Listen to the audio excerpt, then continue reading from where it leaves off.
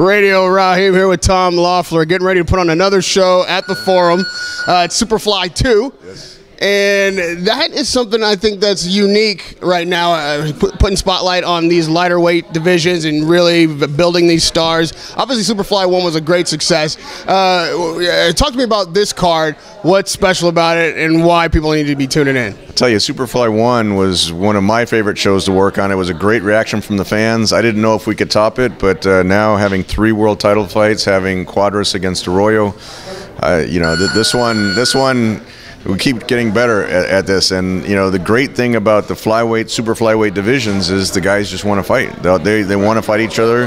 They're not afraid of you know, tough fights. You know, look at VASYL versus Estrada. I mean, what a great matchup that is. And now we have the media day here with Donny Nietes and Brian Valoria. Brian Valoria going for his 5th world title. If you can imagine that, that's getting into Hall of Fame you know, territory. If Brian's able to pull it off, he's fighting a tough fight against the undefeated Ukrainian Dalakian.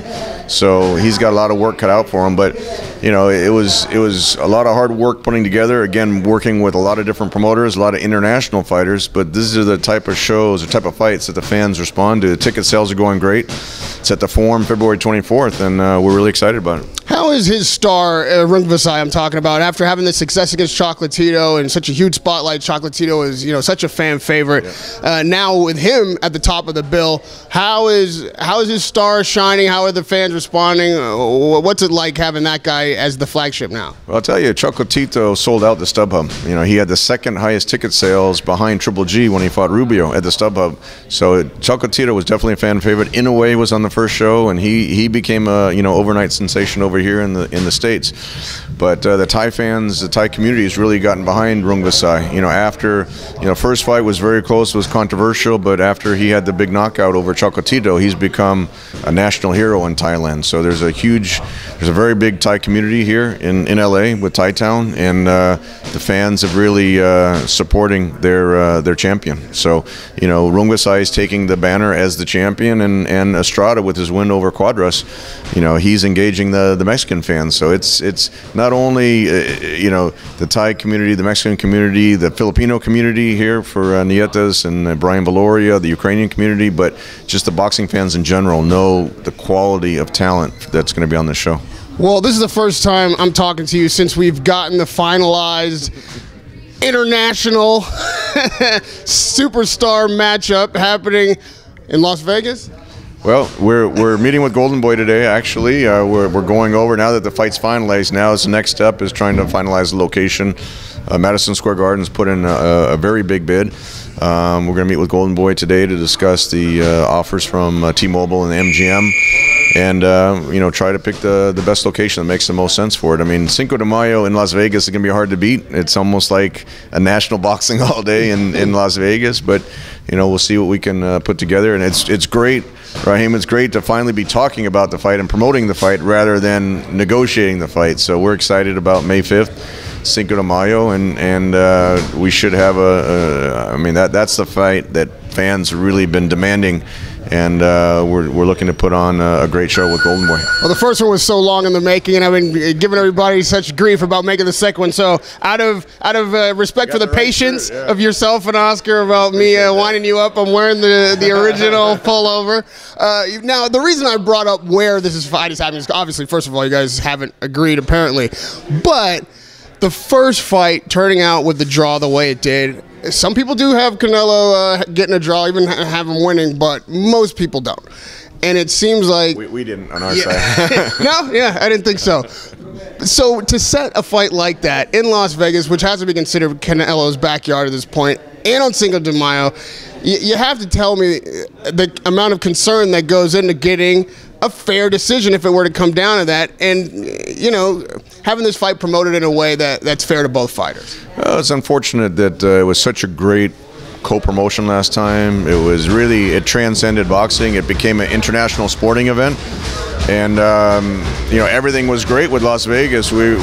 Triple G had the Mandalay Bay and Delano as his host hotel. Canelo had the MGM as his host hotel, and everything was great until we got the scores from the judges. You know, if it goes back to Las Vegas, naturally, you know, there's been some questionable scorecards, you know, with even the first fight with Canelo and Floyd, and then, you know, a couple other fights, and then naturally the one score that I don't think anyone in the world had Canelo winning 10 rounds, like one of the judges. So there's certainly be concern on our side, and, you know, I'm sure on the Golden Boy side as well. At the same time, we have to give Kenny Bayless credit. He did a great job refereeing the fight. Dave Moretti from Las Vegas, we thought he had Triple G winning by 1 round. We thought it was closer to like how Harold Letterman from HBO had it, 8 rounds to 4. But you know, we'll do our due diligence on the working with whatever commission is, whether it's Nevada, whether it's New York. It really is not so much the commission, it's the judges themselves. And it just happened to be that was such a wide score that's what people were talking about instead of such a great event. And this was one of those super fights that actually lived up to the action in the ring. You know, Gennady was pushing the action the entire fight. Canelo was throwing, you know, picking up spots, throwing some big combinations, and I think the fans got their money's worth. But this time around, it'll be interesting. The fans are going to want to see who can make the adjustments, and this is where, you know, Abel and Gennady are going to sit down and say, okay, we won 8 rounds to 4. We got a draw. Now we have to put even more emphasis on starting out quicker, maybe finishing stronger, and just going to the body more, maybe cutting off the ring better. And then Canelo, I'm sure his confidence is boosted going, he's only the 2nd person ever to go 12 rounds with Triple G. So I'm sure his confidence is boosted by being able to go 12 rounds with him. And he's the younger guy. A lot of people say that Canelo, it's going to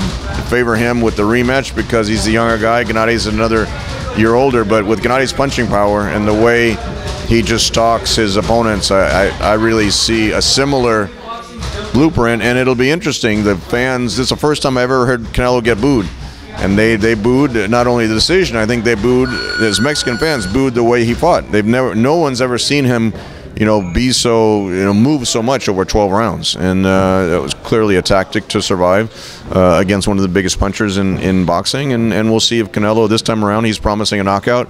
You can't knock out Triple G going backwards, so we'll have to see if he really holds to what he says, and if he's going to fight him in the middle of the ring, or what his strategy is going to be.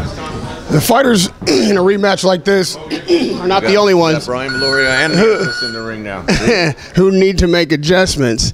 I also wore this pullover because there's something about it that offends me. It's nothing personal to do with the fighters, but I'm something of a purist. Not with the promoters either. Well, somebody made this.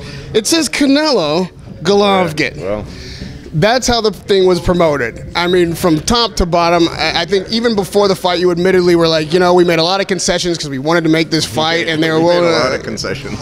So one of them is Triple G is not only the world champion, he's a unified world champion. In fact, he's only missing 1 title. He's got all the titles. Canelo has the Ring Magazine title, but you know, typically going, I think what your point is that Triple G was normally would have the first billing and walk in the ring last, and just to make the fight and to make the rematch, you know, those are concessions when we can negotiate other points to even get the fight made. I mean, you know, when Canelo vacated the WBC title, when they ordered the mandatory, and Gennady had waited over 2 years for his mandatory shot. I think Canelo is the only Mexican champion to ever vacate a WBC title not to do his mandatory. So at that point, we were willing to make a lot of concessions within reason to make the fight. And if Canelo wants his name first, and if he wants to walk in the ring last, you know, those are things that we'll concede as long as we can make the fight for the fans. Is it the kind of thing that you've conceded again, and are we going to see the same style promotion? That seems to be a theme on the Canelo side, but again, it's his ego or whatever he wants to do, and you know, if it meant letting Canelo's name be first and making the fight, or arguing that point, not making the fight, then that's something that Gennady doesn't care about that, as long as the fans recognize him as the real champion, as the best middleweight in the world, and as long as we can put on the best show for the fans. I guess just finally on this point, what I'm getting at is... I'll make one for you that says Triple G Canelo that we can pass out on. Did the first fight give you the opportunity to make any ground up in the way the deal is structured. Like I don't. It didn't seem like Triple G was happy to have the fight, but he didn't seem happy with that aspect of it either. Fans were very critical of it. Were you able to do anything to make this a more level playing field or a more honest way to present the matchup? Let's put it this way: it's almost like both guys need each other. Canelo needs Triple G to sell as many tickets as we did. We set the record for the third highest boxing event in history. When you look at it in that perspective, I mean, Floyd is kind of in another stratosphere when he fought Manny, when he fought Conor McGregor, but to do two non-American fighters to set the third highest record in Las Vegas in the history of boxing, of the gate that's generated, plus a significant pay-per-view, the highest pay-per-view Canelo's had in a long time. It's clearly both guys' biggest payday. It was Canelo made much more than he made against Floyd, and Triple G made the biggest amount in his career. So both guys need each other for this type of mega event. I think Golden Boy realized that, Canelo realized that, so it's gotten closer. It's not where we thought it should be, even from the first fight, but again, as long as we can get the rematch, if Gennady can win emphatically the second time around, then it elevates his career to a different level. And look, if Canelo wins, then he gets all the titles that we've worked so hard for Triple G to accumulate, and then the winner is clearly going to be the best middleweight in the sport of boxing. So I think that there's a lot at stake for both sides, and I wouldn't be surprised, just depending on how the second fight goes, I wouldn't be surprised if we see it a third time. But there's no rematch clause. That was one thing that I can say both sides didn't argue over, because Eric Gomez from Golden Boy realized, let's just get the rematch done, and then we'll worry about if it's exciting, if it's a great event, we'll worry about a third fight after that, just depending what happens. Now, you talk about a third fight, which, no matter how this one goes, will not give Triple G the goal that he has been talking about since the very first time I spoke to him, which is unifying those middleweight titles. You talked about that one outlier. Obviously, that's Saunders. His performance against Lemieux was very impressive, but it seems like a really difficult situation to be able to get him in the ring. But Triple G obviously would be on HBO. What's more important to you and to him at the end of the day? Is it the money and the spotlight with Canelo, which would definitely be bigger than the Saunders fight, or the unification and having all those titles and accomplishing that ultimate goal that he set out from the very beginning? Well, I think, again, it depends on how the first fight, how the rematch happens, or what transpires in the rematch. But I think we've come to the agreement, if it is a third fight, then it wouldn't be an immediate, it wouldn't be a trilogy back to back. So if Gennady's successful, he could unify with Saunders.